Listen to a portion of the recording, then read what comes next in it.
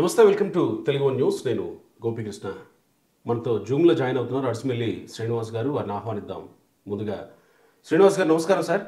నమస్కారం అండి. శ్రీనివాస్ గారు, ఒక విచిత్రమైనటువంటి పరిస్థితి ఇప్పుడు వైఎస్ఆర్ ఫ్యామిలీకి వచ్చిందని అనుకోవాలి.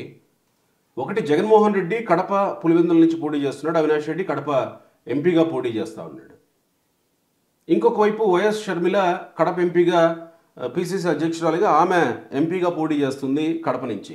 ఆమెకు సపోర్ట్గా సునీత ప్రచారంలో పాల్గొంటున్నారు. ఈరోజే ప్రచారం ప్రారంభించారు కడపలో. నిన్న ఇడుపులపాయ దగ్గర వెళ్ళి ప్రార్థనలన్నీ ముగించుకున్న తర్వాత ఈరోజు ప్రచారం ప్రారంభిస్తూ ఉన్నారు. అయితే ఇక్కడ సమస్య ఏంటంటే కడప ప్రజలు ఎవరిని నమ్ముతారు, ఎవరిని వైఎస్ఆర్ వారసులుగా చూస్తారు, వైఎస్ కుటుంబం వారసులుగా ఎవరిని చూస్తారు? హంతకులను సపోర్ట్ చేసే వాళ్ళకి ఓటు వేయొద్దు అని నేరుగా చెప్తూ నాకు ఓటేయండి, నన్ను గెలిపించండి అని షర్మిల అడుగుతున్నప్పుడు కడప ప్రజలు ఎట్లా చూస్తారు ఈ పరిస్థితిని? ఎవరిని నిజమైన వారసులుగా అంగీకరిస్తారు కడప ప్రజలు? గోపి గారు, మరి యాక్చువల్గా వైఎస్ రాజశేఖర రెడ్డి ఫ్యామిలీ వాళ్ళకి ఎన్ని గొడవలు ఉన్నా ఇది వాళ్ళు వచ్చినాయి కాదని ఎప్పటి నుంచో ఉన్నాయి. అంటే వైఎస్ రాజారెడ్డి వాళ్ళ అన్నదమ్ములు ఫ్యామిలీస్ అంటే ఇప్పుడు వివేకానంద రెడ్డి గారు, రాజశేఖర రెడ్డి గారు, వీళ్ళ బ్రదర్స్ నలుగురు ఎంతమంది ఉన్నారు. వీళ్ళు కాకుండా వీళ్ళ జ్ఞాతులు అంటే దాయాదులు, వీళ్ళ అన్నదమ్ముల పిల్లలు ఇంకా ఉన్నారు. అప్పుడు అవినాష్ రెడ్డి వాళ్ళ బ్యాచ్. వీళ్ళ ఈ ముఠాకి అనేక లోకలోకలు ఉన్నాయి గతం నుంచి, ఒకళ్ళంటే ఒకళ్ళు పడకుండా. కానీ రాజశేఖర రెడ్డి ఉన్న వాళ్ళు పెద్ద ఈ బయటపడలేదు. తర్వాత బయటకు వచ్చినాయి. ఇప్పుడు వివేకానంద రెడ్డి గారు మటర్ తర్వాత ఇంకా గ్యాప్ వచ్చింది. అటు ఇటు కూడా చీలిపోయి ఉన్నారు వాళ్ళు అంతా. యాక్చువల్గా ఎవడన్నా నోరు విప్పి మాట్లాడితే అడిగి అందరూ రిజర్వేషన్ లేకుండా పైకి పంపిస్తారు కాబట్టి మాట్లాడట్లేదు అనుకుంటున్నాను నేను. అలాగే కుటుంబాల్లో వ్యక్తిగతంగా కూడా ఒకళ్ళంటే ఒకళ్ళు పడిన వాళ్ళు కూడా ఉన్నారు. ఒకళ్ళ మీద ఒకళ్ళు సొంత అన్నదమ్ముల్లోనే ఈ స్థలాలు ఆస్తులు పంపకాల్లో కూడా గొడవలు ఉన్నాయి. అయితే ఇప్పుడు ప్రస్తుతం అయితే షర్మిల గారు, ఈ సునీతారెడ్డి ఇద్దరు కూడా చాలా పట్టుదలగా ఉన్నారు. జగన్మోహన్ రెడ్డికి వ్యతిరేకంగా ప్రజల మూడ్ని మార్చే పనిలో ఉన్నారు. ఎందుకంటే వీళ్ళ వాదనలో బలం ఉంది.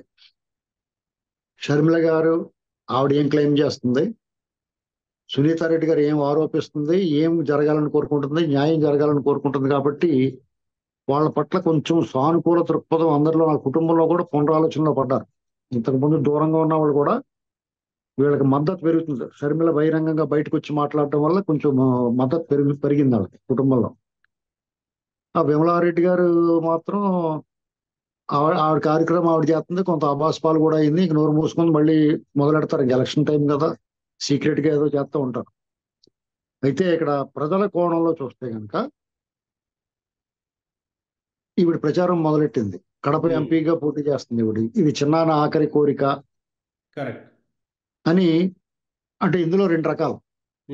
ఒకటి, హత్యకు గురైన వివేకానంద రెడ్డి గారు చనిపోయే ముందు అయితే నువ్వు అవ్వాలి లేకపోతే నేను అవ్వాలి, కానీ అతను అవినాష్ రెడ్డి అవడానికి అని చెప్పేసి ఆయన చాలా పట్టుదలగా సినిమాలో కూడా వచ్చింది, షార్ట్ షీట్ లో కూడా ఉంది, చాలా సార్లు షర్మిల గారు కూడా చెప్పింది.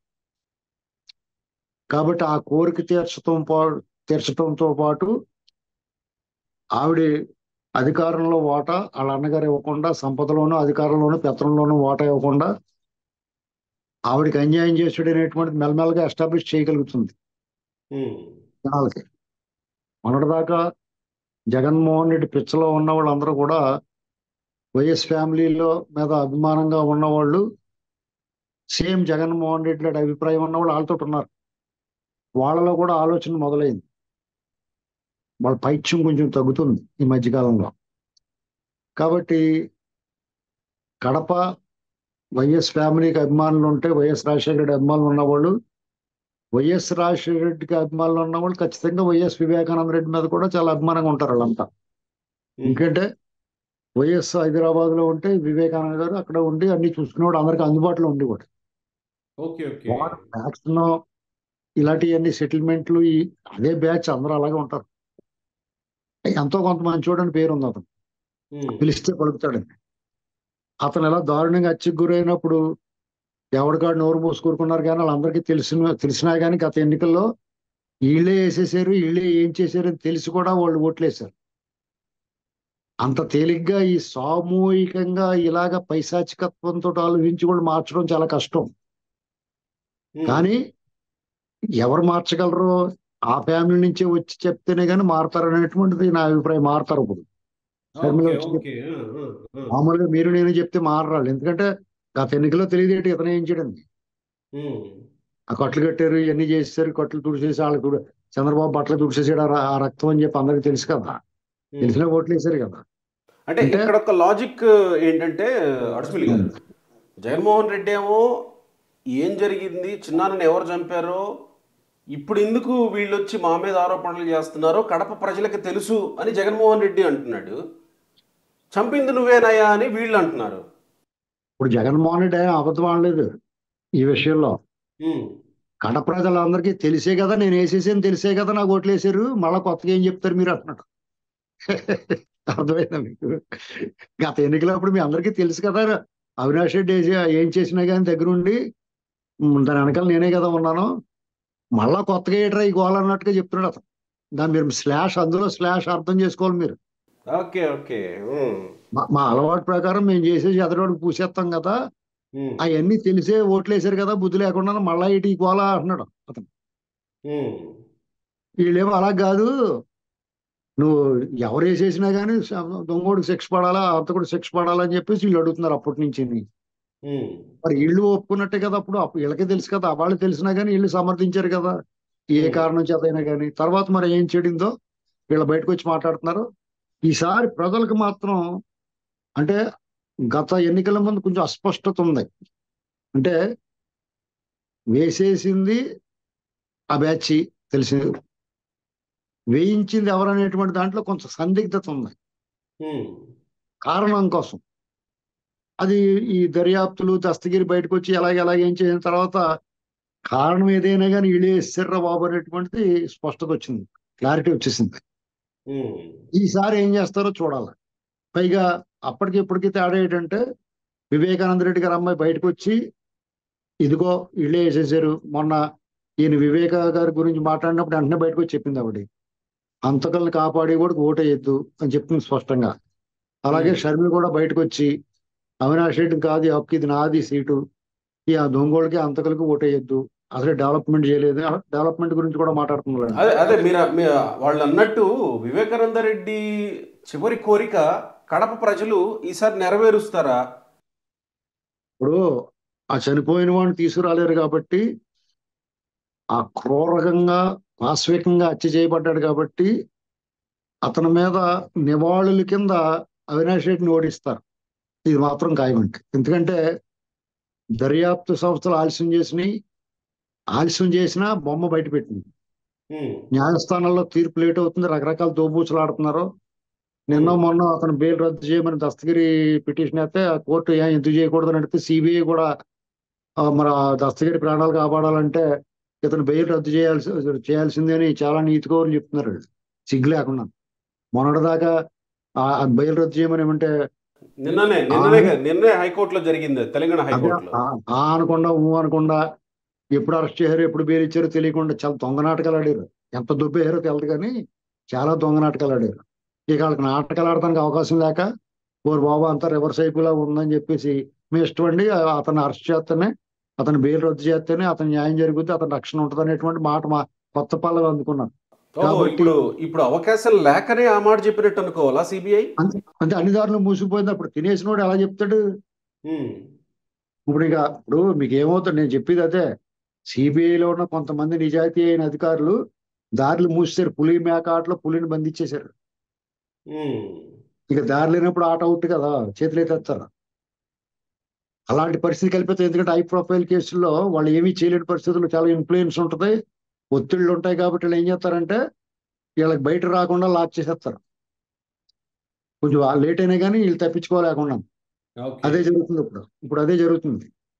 ఆలస్యం నేను అదే ఎన్నాళ్ళు అంటున్నా, చేయగలుగుతారు? మరి ఇన్ని పరిణామాలు జరుగుతున్నాయి, వరుసగా క్రమంగా జరుగుతూ వస్తున్నాయి కదా. మరి వివేకానంద రెడ్డి చివరి కోరిక నెరవేరడం అని అంటే వైఎస్ షర్మిల కాంగ్రెస్ పార్టీ నుంచి అక్కడ ఎంపీగా గెలవడమే వాళ్ళు చెప్తున్న దాని ప్రకారం. మరి కూటమి తరపున అభ్యర్థి కూడా అక్కడ భూపేష్ రెడ్డిని నిలబెట్టారు కదా, టీడీపీ తరపున, కూటమి తరపున భూపేష్ రెడ్డిని నిలబెట్టారు. ఇక్కడ కూడా ఒక చిన్న లాజిక్ బయటకు వచ్చింది. ఎప్పుడైతే భూపేష్ రెడ్డిని అనౌన్స్ చేశారో, ఇక్కడ కావాలనే భూపేష్ రెడ్డి లాంటి వ్యక్తిని కూటమి తరపున నిలబెట్టారా వైఎస్ షర్మిలకి సపోర్ట్ చేయడానికి అన్న ఒక చర్చ కూడా వచ్చింది. ఇప్పుడంటే అన్నీ కలిసి వివేకానంద రెడ్డి చివరి కోరిక నెరవేరే దిశగా వెళుతున్నట్టే అనుకోవాలా ఒక్కొక్కటి పరిణామాలన్నీ? ఖచ్చితంగానండి. ఉమ్, ఎందుకంటే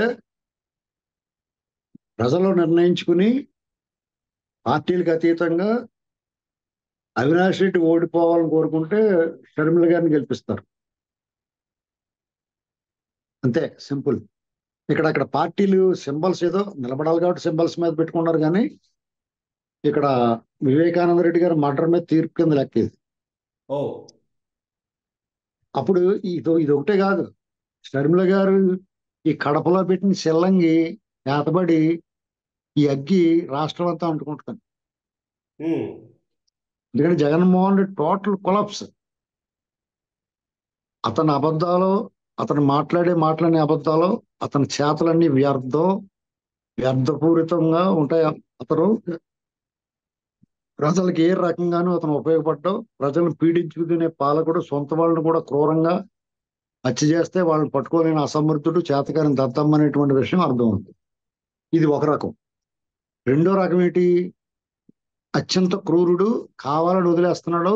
ఇతను ఎంత కఠినమైన హృదయం ఉన్నవాడు, తన బాబాయిని హత్య చేసిన వాళ్ళు ఎవరో తెలిసి కూడా వదిలేస్తున్నాడు అంటే ఇతను అయిన వాళ్ళకి కూడా ద్రోహం చేస్తాడు. ఇతను ప్రజలకు ఇంకేం చేస్తాడు అనేటువంటి రెండో కోణంలో ఆలోచిస్తారు. అంటే ఒకటి చేతకాని దద్దమ్మనై ఉండాలి, లేదా అత్యంత క్రూరుడైన అయి ఉండాలి. ఈ రెండు కూడా ప్రజలకు ఉపయోగం లేదు, ప్రజలకు అవసరం లేదు. కాబట్టి డెఫినెట్ గా రాష్ట్రంలో కూడా దీని ప్రభావం ఖచ్చితంగా పడద్దండి. ఏ ఏ ఉమ్. మటర్ అయితే అతను వాడుకున్నాడో ఆ మటరే అతను పీక్ చుట్టేసుకున్నాడు. ఉమ్, ఒకటి స్పష్టంగా అవినాష్ రెడ్డిని ఓడించడం ద్వారా కడప ప్రజలు కోర్టులతో పని లేకుండా వాళ్ళే తీర్పిచ్చినట్టు అనుకోవాలి ఇంకా ఈ వ్యవహారంలో. ఇప్పుడు మీకు ఏం జరుగుతూ ఉంటుందంటే, ఉమ్, వివేకానంద రెడ్డి గారి ఆత్మ ఇక్కడే తిరుగుతూ ఉంటది. ఇప్పుడు ఆయన ఆ గోడ మీద కూర్చొని చూస్తూ ఉంటాడు అనమాట. ఇప్పుడు ఇలా తిరుగుతున్నా కాడ వీళ్ళు కూడానే ఉంటాడు. జగన్మోహన్ రెడ్డి గారి ఇంటికాడ గోడ మీద కూర్చొని చూస్తూ ఉంటాడు ఎప్పుడు ఏం జరుగుద్దా అని. ప్రజల తీర్పు తనకి తన తనకు న్యాయం జరగాల, ప్రజా తీర్పు ద్వారా కోర్టులో లేట్ అవుతుంది కదా, ప్రజా తీర్పులోనే ఎలా ఇస్తారని చెప్పేసి అప్పుడు ఆ తీర్పు రాగానే ఆయన ఆత్మ గాలి కలిసిపోద్ది. అప్పుడు దాకా అలా చూస్తాడు. రైట్ సార్, చూద్దాం మరి ఎలాంటి తీర్పు ఇస్తారు ప్రజలు. Thank you.